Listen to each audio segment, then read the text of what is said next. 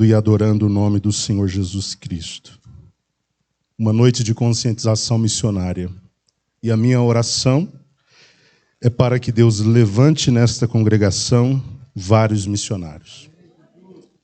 O Senhor fará isso a seu tempo, em nome de Jesus. Meus amados, eu gostaria de compartilhar com os irmãos uma palavra que está baseada no Evangelho de Mateus, capítulo 5, versículo 14 a 16. Eu estive pensando sobre esse texto, fiz algumas anotações que eu gostaria de dividir com os irmãos.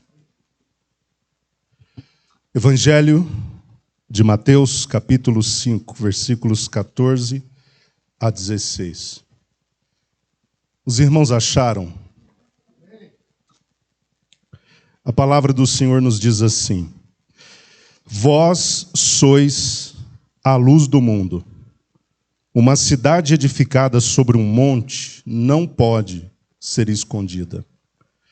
Igualmente não se acende uma candeia para colocá-la debaixo de um cesto.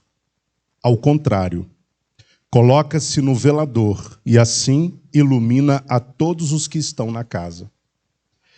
Assim deixai a vossa luz resplandecer diante dos homens, para que vejam as vossas boas obras e glorifiquem o vosso Pai que está nos céus. Vamos orar. Senhor Deus, mais uma vez em oração te adoramos, te agradecemos pela leitura bíblica desta noite.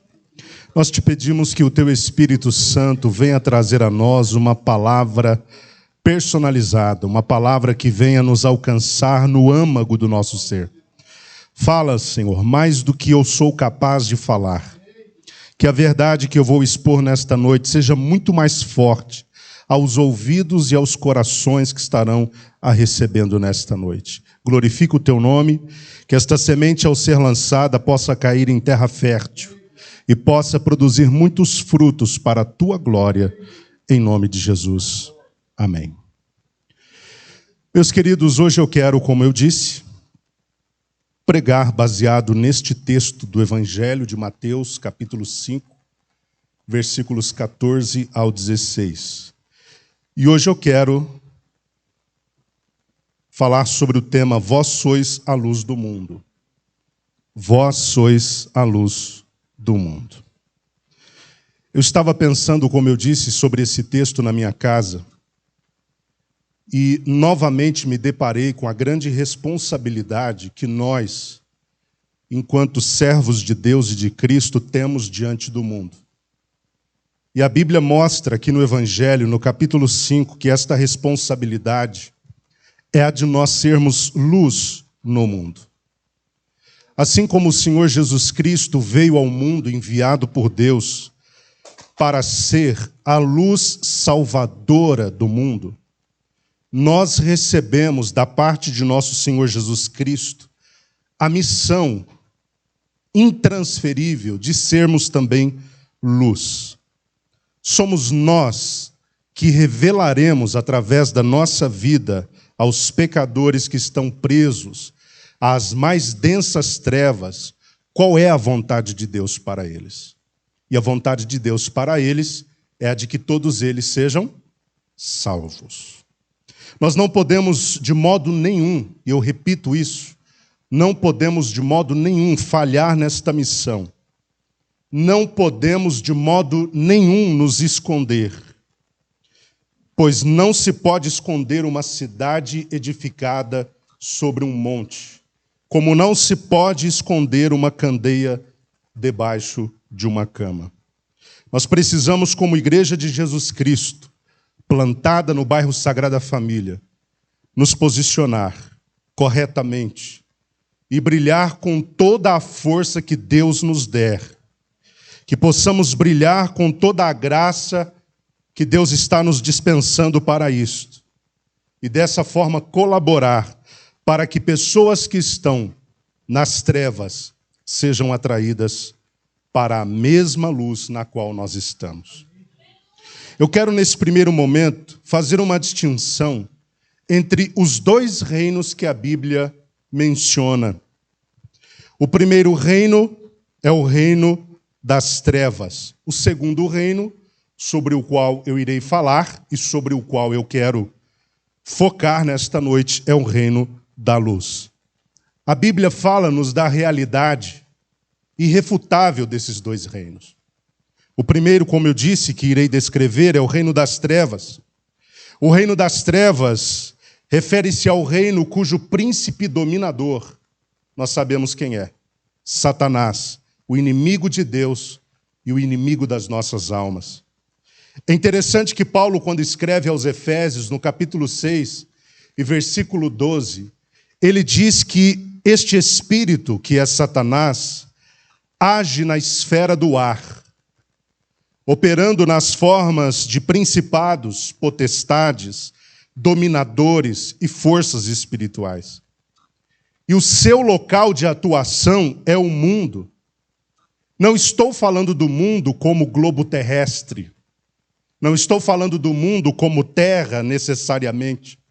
Mas eu estou falando do mundo como aquilo que Paulo qualificou em Gálatas, capítulo 1, versículo 4, parte B, como sendo o perverso sistema mundial. Ou sistema mundial em trevas, segundo Efésios. Paulo escreve aos Efésios, capítulo 6, versículo 12. Essas duas descrições do sistema mundial perverso, sistema mundial em trevas. Este mundo, ou este perverso mundo que jaz em trevas, é controlado e gerido por Satanás. Neste mundo controlado por ele determina as regras, ele determina como as coisas serão feitas, e aqueles a quem ele escraviza se submetem às suas diretrizes e fazem conforme ele manda. Em 1 João capítulo 5, versículo 19, está escrito que o mundo, lembrando que trata-se de um sistema sob o controle de Satanás, o mundo jaz no maligno, ou sob o controle, ou sob a regência do maligno. Pelo domínio que ele exerce sobre o mundo, Satanás é chamado nas Escrituras de o príncipe deste mundo, segundo João descreve no capítulo 12, versículo 31. E até mesmo, como Paulo diz em 2 Coríntios, capítulo 4, versículo 4, descrito como Deus deste século. Em seu reino, Satanás governa a partir das sombras. Em seu reino, Satanás governa a partir das trevas, a partir da escuridão. E eu não estou falando de qualquer treva ou de qualquer escuridão. Eu estou falando de trevas e escuridão densas. Ele se vale das trevas para impor o seu controle. Ele se vale das trevas para impor o seu domínio. Eu diria que as trevas são o insumo e o ambiente utilizados por Satanás para instaurar e propagar coisas como o pecado, a confusão, a ignorância, a incredulidade, a rebeldia, a obstinação, o embrutecimento e toda sorte de comportamentos típicos da perdição. Aqueles que andam subjugados pelas trevas, a Bíblia diz que eles são o quê? Filhos das trevas. Aqueles que andam nas trevas, que são filhos das trevas, porque obedecem ao controle de Satanás, não sabem para onde estão indo. Obviamente, porque eles estão em trevas e nada podem ver, nada podem enxergar. Em João capítulo 12, versículo 35, Jesus disse: aquele que anda nas trevas não sabe para onde vai. Ou seja, quem está nas trevas está perdido, e é Satanás quem o impede de ver. Em 2 Coríntios, novamente citando esse texto, capítulo 4, versículo 4, o apóstolo Paulo nos revela que o Deus do presente século, e ele está falando do príncipe deste mundo, está falando de Satanás, aquele que opera na região das sombras, cegou o entendimento dos descrentes, a fim de que não vejam a luz do evangelho da glória de Cristo, que é a imagem de Deus. Portanto, o entendimento dos ímpios está em trevas. Deste modo, o ímpio é incapaz de enxergar pelo menos duas coisas. Primeiro, ele é incapaz de enxergar a sua condição de morte no pecado. É por isso que quando nós apresentamos as boas novas do Evangelho e declaramos que aquele que está sem Jesus precisa aceitá-lo imediatamente, porque ele é o Salvador do mundo, e aquela pessoa está em morte e precisa reviver para estar um dia junto de Deus, a pessoa diz: isso é um absurdo. Eu não estou como você diz, eu não me vejo como você me vê, eu não estou morto. Eu não preciso tanto assim de Deus, nem sequer creio tanto que Ele exista. Eu não preciso de Jesus, eu acho um absurdo o que Ele fez, se é que Ele fez. A pessoa declara isso, porque o seu entendimento está em trevas e ela não consegue enxergar a sua condição de morte no pecado. Segundo, ela não consegue compreender e enxergar a provisão de luz e vida que estão disponíveis na pessoa do nosso Senhor Jesus Cristo. O ímpio, que em 1 Coríntios capítulo 2, versículos 14 e 15, é também chamado de homem natural, depois você acompanha na sua casa, lê na sua casa, pelo fato de ainda estar com seu entendimento envolto em trevas, ele não consegue por si só. Não consegue por si mesmo receber a luz espiritual a fim de, pelo Espírito, compreender as coisas que ele precisa compreender de Deus. Agora eu quero falar sobre o reino da luz. Falei sobre o reino das trevas. O que domina sobre as trevas é Satanás. E ele faz questão de operar sobre a região das sombras, porque ele não quer que as suas obras sejam manifestas. E aqueles que amam a Satanás também não gostam da luz, porque, segundo o Evangelho diz, eles também não querem que as suas obras sejam manifestas, porque a luz tudo expõe, as trevas tudo esconde. Ele reina nas trevas e encerra as pessoas nas trevas, para que a elas a luz não resplandeça. Mas eu quero falar sobre o reino da luz. Eu disse aos irmãos que o meu foco seria não sobre o reino das trevas, mas sobre o reino da luz. O reino da luz refere-se ao reino cujo rei é Jesus Cristo. Eu disse aos irmãos que em relação ao reino das trevas, o reino das trevas tem um príncipe, mas não tem um rei. O reino da luz tem um rei que governa sobre todas as coisas, e o seu nome é Jesus Cristo, Rei dos reis, Senhor dos senhores.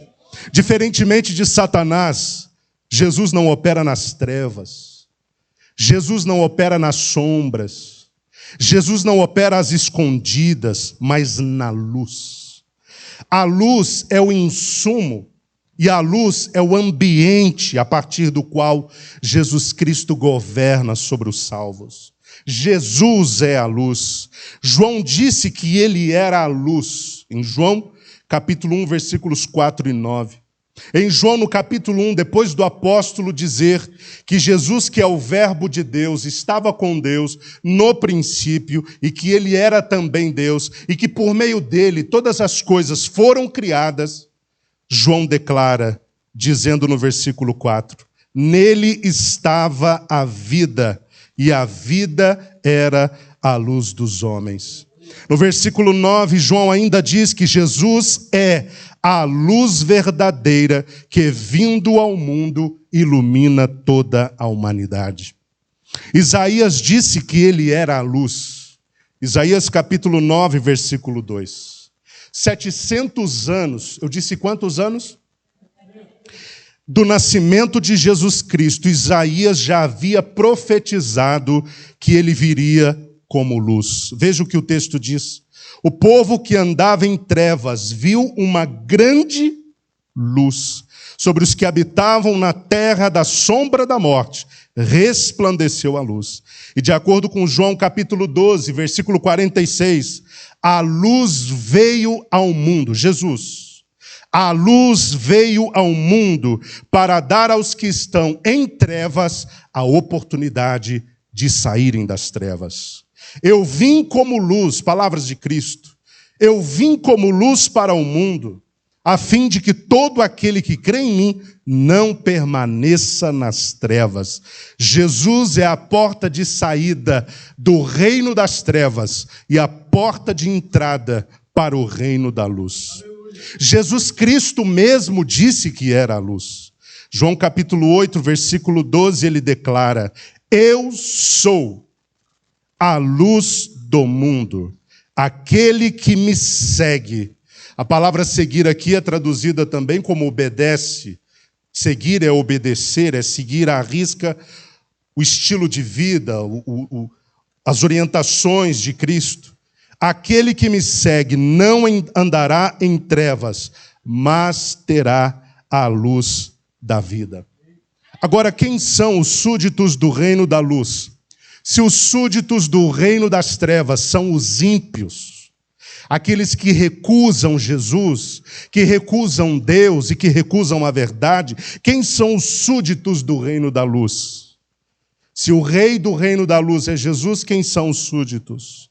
Se no reino das trevas os súditos são os ímpios, no reino da luz os súditos são os filhos de Deus. Diga para você mesmo: eu sou um dos súditos do reino da luz, porque eu sou filho de Deus.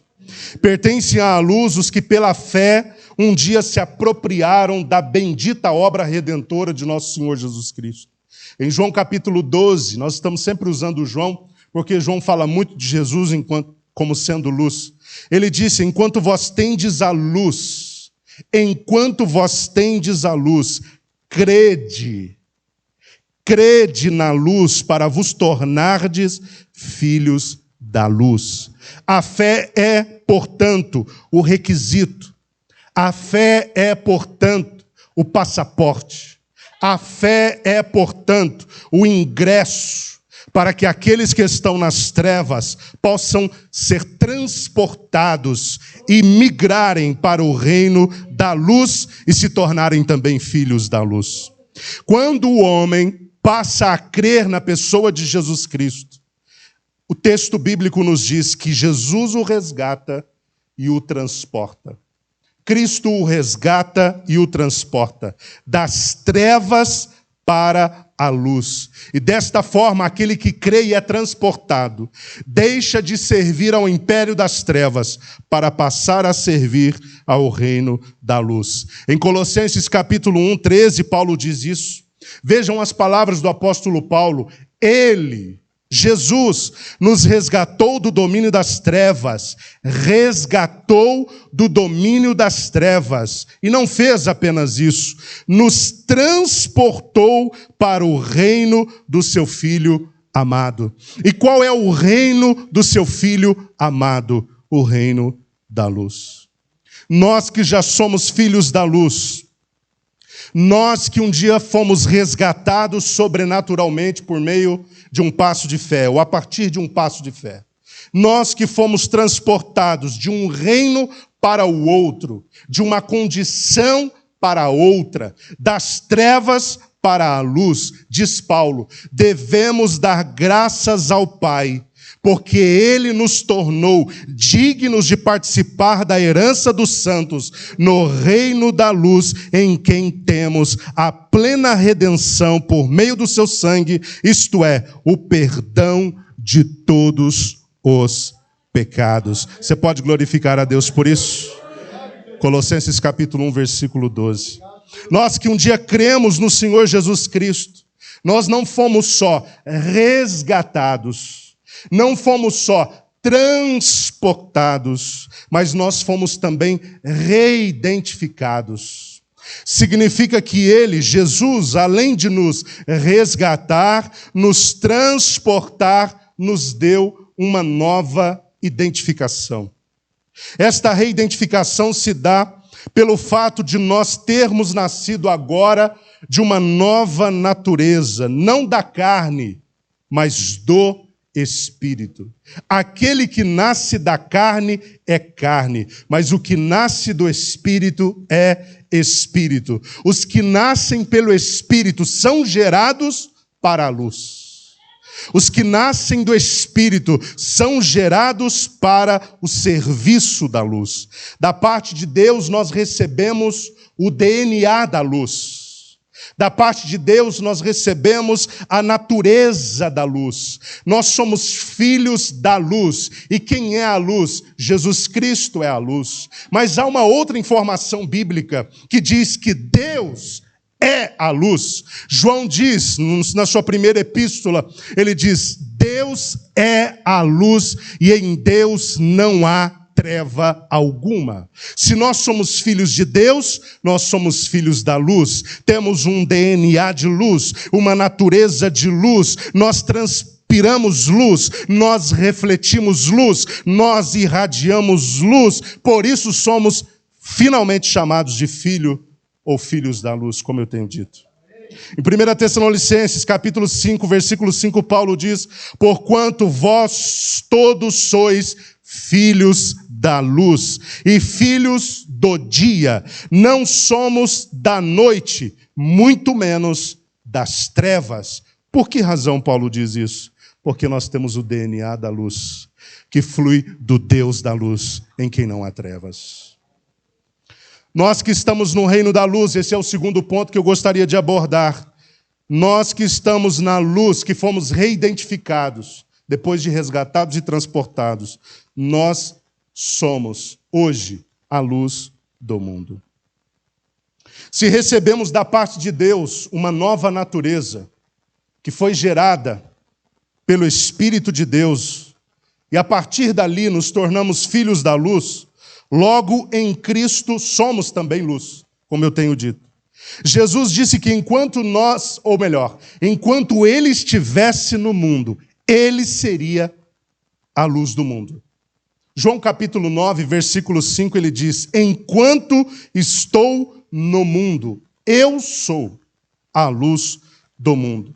Mas em uma conversa com os discípulos no princípio do Sermão do Monte, em Mateus capítulo 5, versículo 14, que foi o que nós lemos, Jesus disse: vós sois a luz do mundo. Vejam que primeiro ele diz: eu sou a luz do mundo enquanto estou no mundo. Mas Jesus partiria do mundo para a glória. Jesus sairia do mundo para estar com o Pai. Será que Jesus deixaria o mundo em trevas? Será que Jesus deixaria o mundo sem uma representação de luz? Obviamente que não. E por isso ele se dirigiu aos discípulos, depois de falar sobre as bem-aventuranças, chamando-os a essa nova identificação e dizendo: vós sois a luz do mundo. Agora vamos analisar o que Jesus diz nesse texto de Mateus 5, 14 a 16. Primeiro, versículo 14, ele diz: vós sois a luz do mundo. Essa é uma notificação de identidade. Ele está dizendo quem nós somos. Ele está dizendo: você é, vocês são, vós sois a luz do mundo. Assim como Jesus era a luz enquanto esteve no mundo, permanece sendo luz, mas não agora aqui no mundo. Ele próprio classificou os seus discípulos, os seus seguidores que nele criam, como luz. Ele disse: vós sois a luz. Em síntese, Jesus está dizendo o quê? Vocês são o que eu sou. Vocês são luz, porque eu sou luz. Eu sou luz do mundo. Vocês são luz do mundo. Agora vejam a nossa responsabilidade. Jesus fala, a luz fala, melhor dizendo, de revelação. A ideia de luz aqui, a princípio, é revelação, em muitos textos na Bíblia. O que Jesus está dizendo quando afirma que nós somos luz, ele está dizendo que nós somos os meios pelos quais Deus se revela a quem está nas trevas. Nós somos o meio pelo qual Deus se revela. Jesus Cristo, como luz, revelou o Pai. A igreja, os crentes, os salvos como luz, revelam Jesus Cristo, o Filho de Deus. Ainda no versículo 14, vós sois a luz do mundo. Primeiro nós vimos o primeiro trecho da declaração. Vós sois a luz. Agora vamos completar. Vós sois a luz do mundo. Esta é uma notificação da esfera de atuação do crente, ou da influência da igreja. A esfera de atuação do crente é no mundo, é o mundo. Vós sois a luz do mundo. Vejam que Jesus Cristo não disse, vós sois a luz da igreja, mas vós sois a luz do mundo. Isso significa que a luz do crente precisa irradiar, é sobre o mundo onde as trevas estão instauradas. É sobre o mundo que o crente precisa brilhar. É sobre o mundo que o crente precisa irradiar a sua luz. É fora das quatro paredes. Eu pergunto, qual a relevância da luz onde já há luz? Que efeito tem a luz sobre um lugar que já está iluminado? Quero traduzir melhor isso. Que efeito há no nosso trabalho enquanto igreja, se nós estamos aqui apenas enclausurados num lugar onde congregam os que são luz? Nenhum efeito. A luz tem efeito quando ela está onde precisa.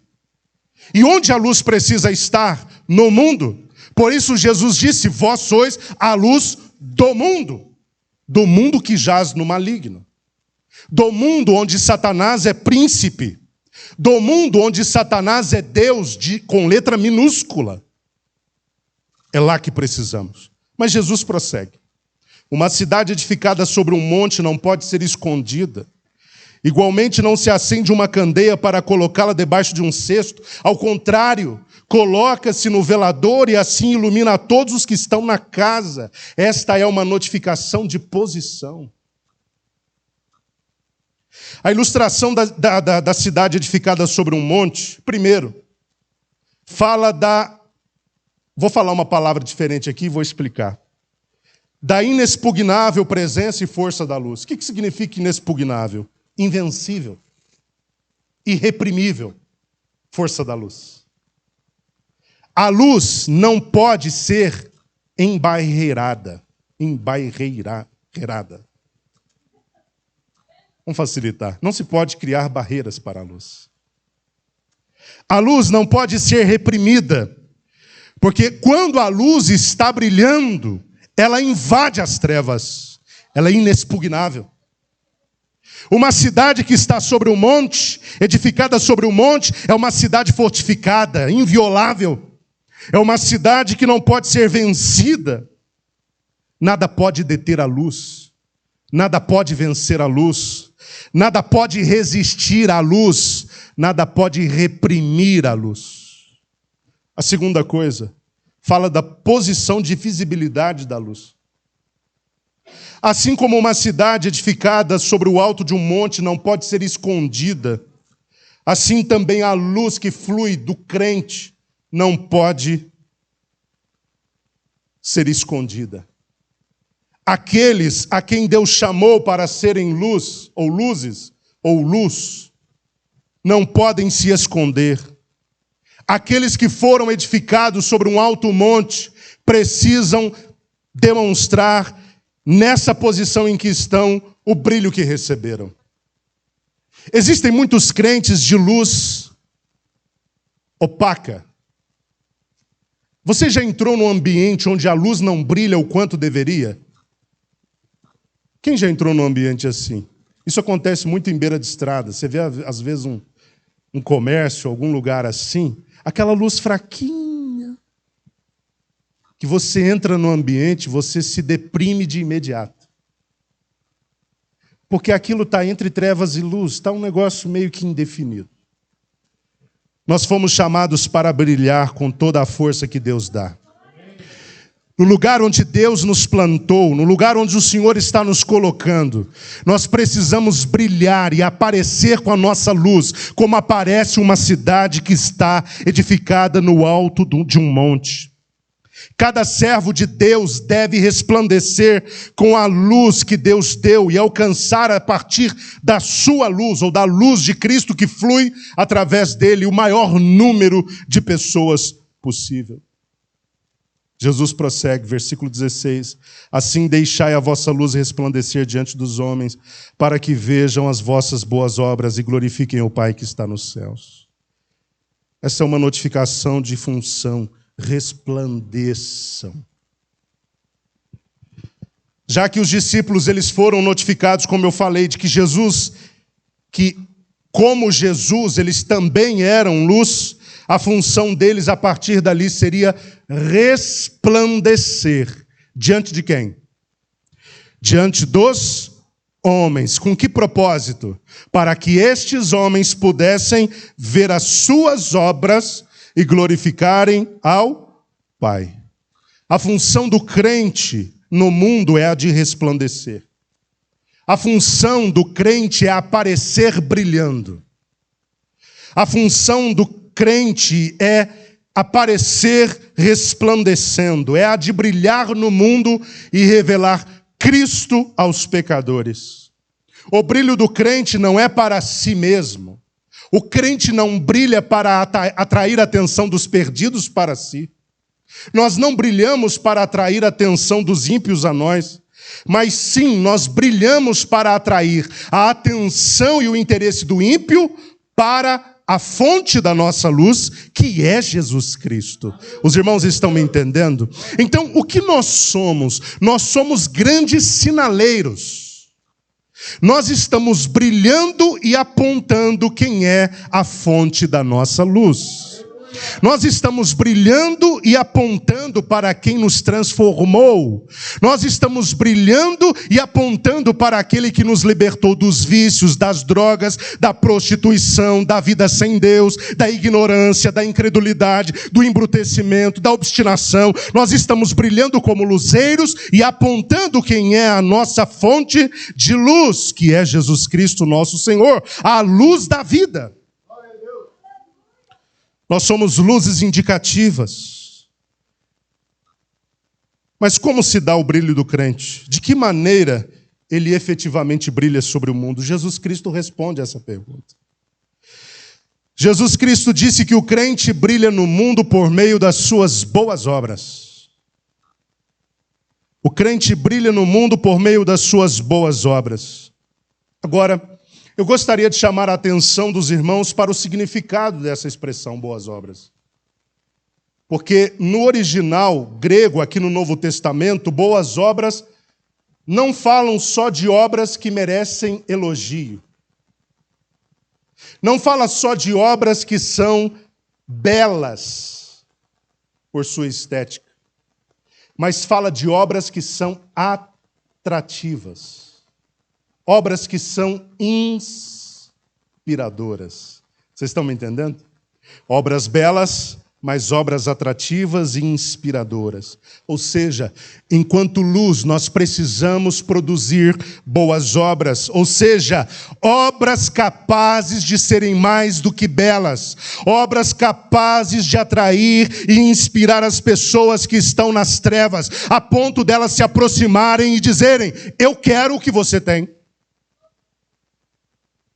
Eu quero ser quem você é. Eu quero ter a paz que você transmite.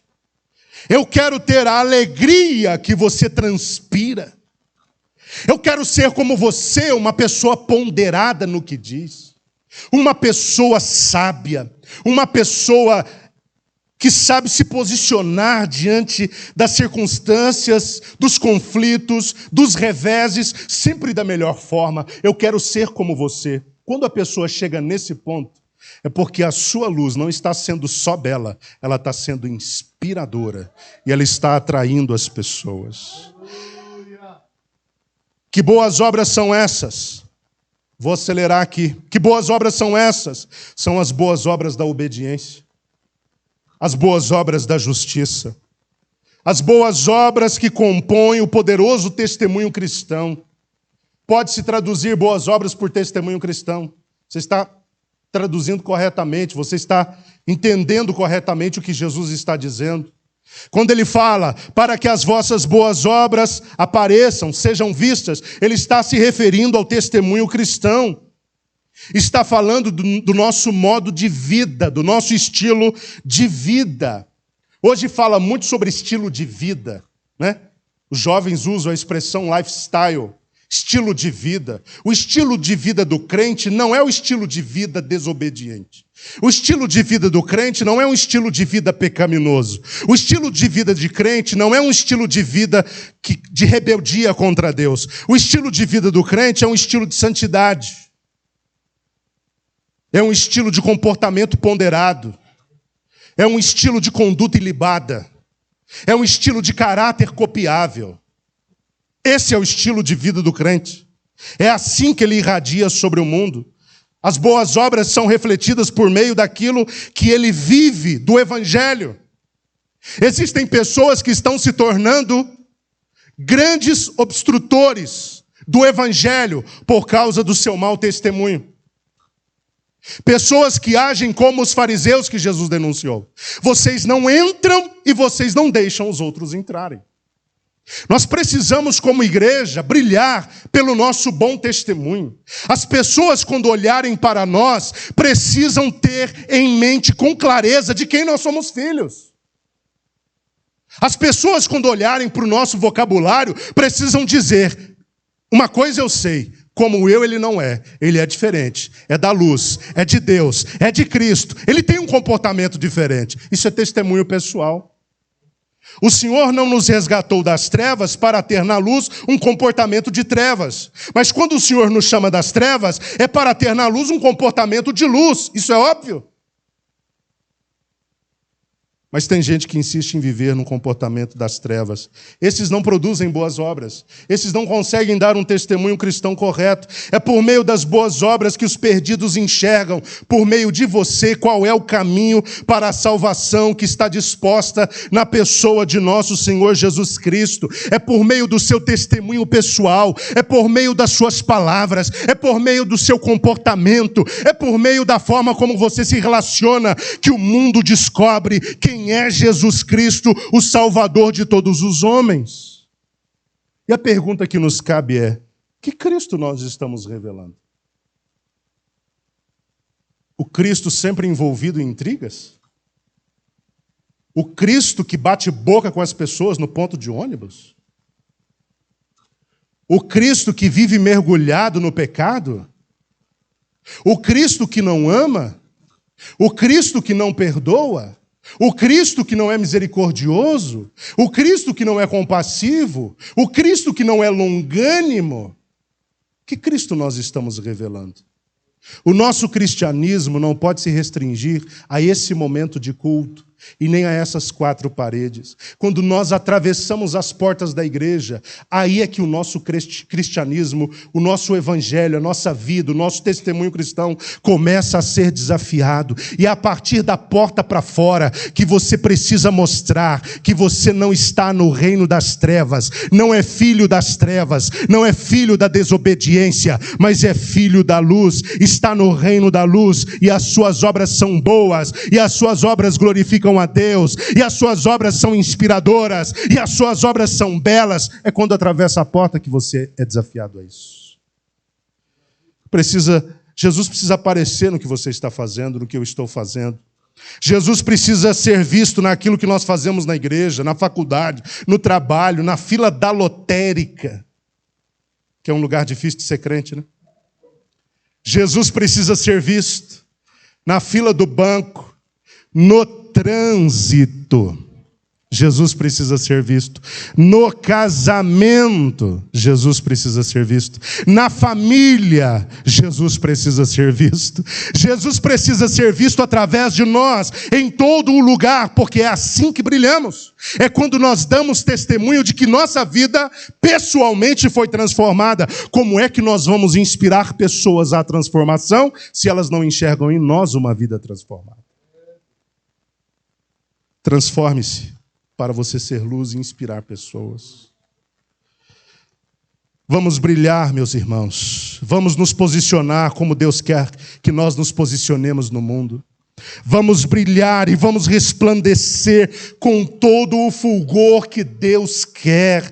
Vamos disparar em direção ao reino das trevas a luz que Deus nos deu. Vamos disparar em direção ao reino das trevas os nossos raios de luz e vamos arrancar das densas trevas aqueles que lá ainda estão presos, pois a luz é sempre mais forte do que as trevas. Então vamos brilhar, vamos resplandecer. As trevas só aumentam onde a luz se esconde. As trevas só aumentam onde aqueles que deveriam ser luz estão rejeitando sua identidade. Mas enquanto luz, vamos nos levantar, vamos nos posicionar, porque a luz é irresistível. E sobre a força da luz, João disse no capítulo 1 do seu evangelho, versículo 5, a luz resplandece nas trevas e as trevas não prevaleceram contra ela, porque não há trevas que prevaleça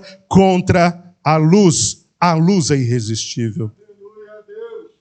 Assim como as trevas não puderam resistir a Jesus, que era a luz, as trevas não poderão resistir a essa igreja se todos os crentes que aqui estão decidirem brilhar como Deus está esperando. As trevas não poderão nos travar, porque a luz a tudo invade. Eu vou repetir, a luz a tudo invade. Louvado seja Deus. Avancemos, meus irmãos. Vamos brilhar pelo mundo. O mundo precisa ser impactado pelo brilho da luz, porque a luz causa impacto. Resplandeça. Nós fomos chamados para sermos luz, para resplandecermos como astros no mundo, no universo, no meio de uma geração que está corrompida e perversa. Filipenses capítulo 2, versículo 9 diz isso. Se aplique mais, esse é o meu conselho, no seu testemunho pessoal. Se aplique mais nas boas obras, para que sejam não só belas, mas inspiradoras para os perdidos. Revista-se da armadura da luz, viva como um crente deve viver, ou seja, como um crente regenerado. Viva em todo o tempo de modo decente, como em plena luz do dia. Paulo disse: a noite vai passando e chegando ao seu final, o dia logo alvorecerá. Portanto, abandonemos as obras das trevas e revistamo-nos da armadura da luz. Vivemos de modo decente, como em plena luz do dia, não em orgias e bebedeiras, não em imoralidade sexual e depravação, não em desavenças e invejas. Ao contrário, revesti-vos do Senhor Jesus Cristo e não fiqueis idealizando como satisfazer os desejos da carne. Esse é o nosso chamado, nós fomos chamados para andar na luz e fomos chamados para sermos luz. Entenda que se alguém está precisando, entenda que há próximo a você alguém que está precisando que você resplandeça. Eu vou repetir, há próximo a você uma pessoa que precisa que você resplandeça. Então seja luz. A condição de trevas é desesperadora. As trevas criam uma atmosfera de caos. Vamos fazer um teste aqui. Ô Pedro, apaga as luzes, por favor. Irmão Sebastião, apaga as luzes daí para fora, por favor.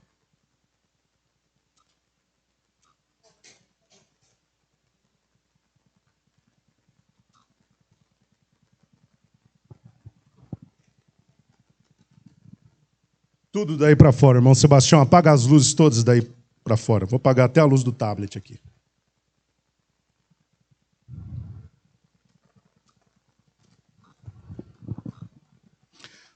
Tudo que é luz, pode apagar.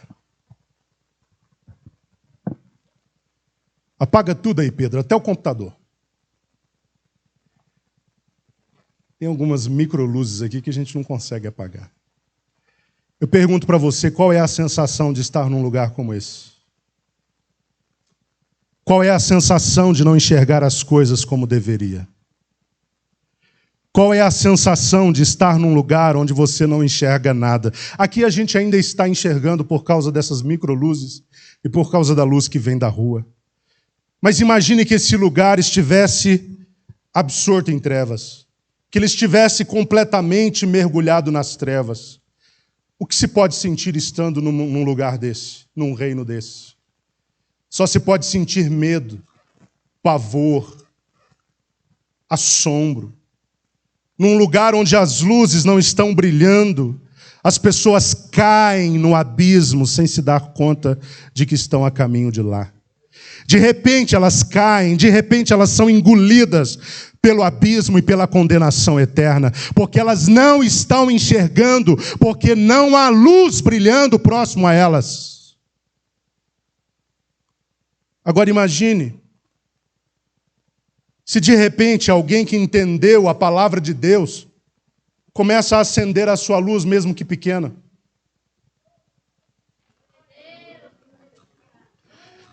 Quem tiver celular, acende a luz do seu celular. E se mais pessoas que compõem o corpo de Cristo e que são filhos da luz entenderem que também precisam brilhar, comece a levantar as luzes para o alto. Levanta para o alto, a luz tem que estar em cima. Olha como a realidade começa a mudar. Quando os filhos da luz não se recusam ao brilho, olha como a realidade começa a mudar. Eu sei agora onde eu estou. Eu posso caminhar porque eu sei para onde eu estou indo, porque eu tenho clareza no meu entendimento. Agora acende tudo, Pedro. Olha o poder da luz. Quem sente falta das trevas agora? Porque a luz é muito melhor do que as trevas. A luz é muito melhor do que as trevas. Será que nessa noite você pode começar a brilhar? Tem gente pedindo que você brilhe. Resplandeça. Brilhe. Eu acendi uma primeira pequena luz, uma pequena luz. Diante das trevas, é pequena luz, mas invadiu as trevas, mesmo sendo pequena. Quando todos começaram a entender o poder da luz e a acender a sua luz, esse ambiente se tornou outro lugar. O Sagrada Família é um lugar que vai se tornar outro, quando toda esta igreja brilhar como deve. Levante-se, resplandeça, brilhe. O mundo está esperando. Levante-se. Olha o que a Bíblia diz para você nessa noite. Refulja, porque chegou a sua luz, e a glória do Senhor raia sobre você. Olhe, a escuridão cobre a terra, densas trevas envolvem os povos, mas sobre você raia o Senhor, e sobre você se vê a sua glória. As nações virão à sua luz, e os reis ao fulgor do seu alvorecer. Levante-se, brilhe, seja luz, resplandeça, ilumine, rompa as trevas com o seu brilho. Vós sois a luz do mundo. Este ano de 2022, nós precisamos invadir com toda a igreja este lugar de trevas onde Satanás está encerrando, inclusive pessoas da nossa família. Eu tenho desafiado os irmãos desde a passagem de ano, do culto de passagem de ano. Eu sei que alguns ficaram um pouco assustados, mas eu tenho desafiado aos irmãos a dizerem e a trabalharem para que este ano sua família te acompanhe para a casa de Deus. Não fica ninguém para trás. Brilha. Brilha. Compartilhe a palavra de Deus. Seja mensageiro do Senhor. Enxergue as oportunidades e traz todo mundo. Diga isso para você. Este ano eu vou trazer a minha casa para servir ao Senhor no seu santo templo. Eu sei que até falar isso é complicado às vezes, né? Use a sua fé, meu querido. Cadê a fé? Usa a sua fé, brilhe dentro da sua casa, libere a palavra de Deus dentro da sua casa, trabalhe junto aos seus familiares, até que todos eles estejam rendidos aos pés do Senhor Jesus Cristo. Nós precisamos de um ano de salvação de almas, a começar da nossa casa, mas um processo de salvação que se estenda àqueles que nos cercam aqui nesse bairro. Eu quero desafiar os irmãos a ganharem almas para o Senhor este ano.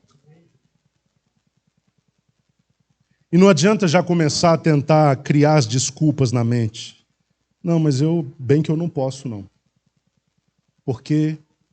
Por quê? Por quê?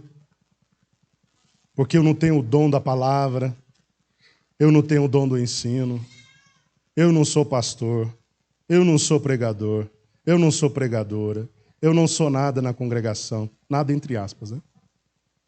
Não comece a arrumar desculpas. Diga para o seu coração, eu vou trazer almas para o Senhor este ano. Aqui aproximadamente cabem 120 pessoas, considerando 4 por banco. Tá difícil? Chegar lá?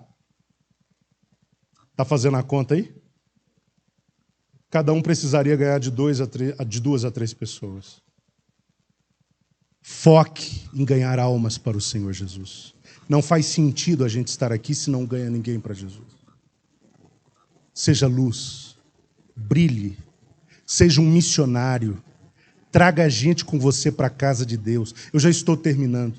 Eu me lembro que quando Deus me deu a confirmação de que eu deveria aceitar o convite do pastor, na época, pastor Vitor, para assumir como primeiro dirigente. Eu disse aos irmãos, já contei essa experiência, que eu orei ao Senhor, pedi ao Senhor que me desse um retorno sobre isso. E eu fiquei espantado com a agilidade com que Deus respondeu, porque às vezes a gente ora, mas eu sei, Senhor, que vai demorar um pouquinho.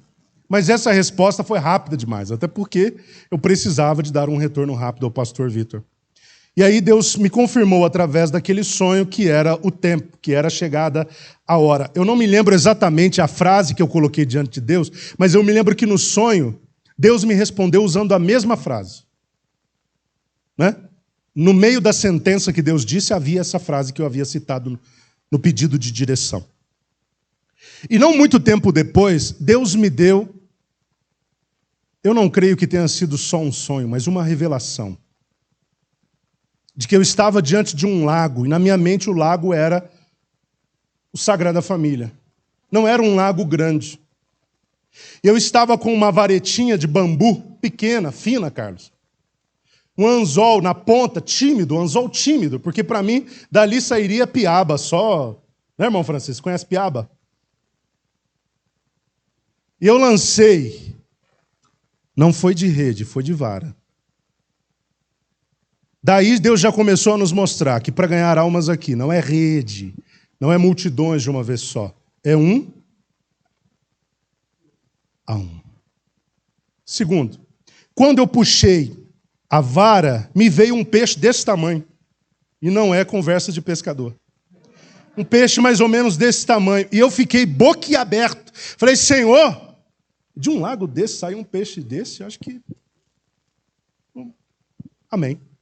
E eu lutando com o peixe era muito forte. Eu vi o tamanho dele porque ele chegou a pular da água. E de repente a linha estourou. A linha não suportou trazê-lo. As revelações que Deus me fez compreender do que eu vi primeiro, como eu disse, aqui nós pescamos no 1 a 1. É você convencendo alguém a estar aqui com você. Segundo, de que eu precisava fortalecer os nossos processos aqui na congregação. Porque, do contrário, a gente não seguraria o resultado. E é o que nós estamos fazendo há mais de 5 anos. Fortalecendo os processos. Enrijecendo a resistência, ou melhorando a resistência da linha. Mas eu sinto no meu espírito que nós chegamos no tempo onde o que precisava ser fortalecido já foi fortalecido. E agora nós cremos no tempo onde Deus vai cumprir a segunda parte. Onde Deus vai fazer com que resultados que a gente não acredita ser possível vão começar a aparecer. Mas sabe por que eu estou pregando essa mensagem falando sobre isso? É porque nós precisamos, como igreja, trabalhar juntos em torno disso. Do contrário, será só um sonho. Vamos, em 2022, invadir o território de Satanás, brilhar com a nossa luz, levar a santa palavra do Evangelho e trazer de volta aqueles prisioneiros que Satanás escravizou. Quem acredita que isso pode ser possível? Que Deus abençoe-nos nessa noite. Eu oro para que essa palavra não tenha entrado num ouvido e saído pelo outro.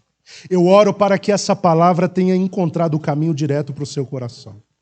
E eu oro mais para que o Espírito te incomode, me incomode, nos incomode, até que tudo isso se torne verdade para a glória do Senhor Deus.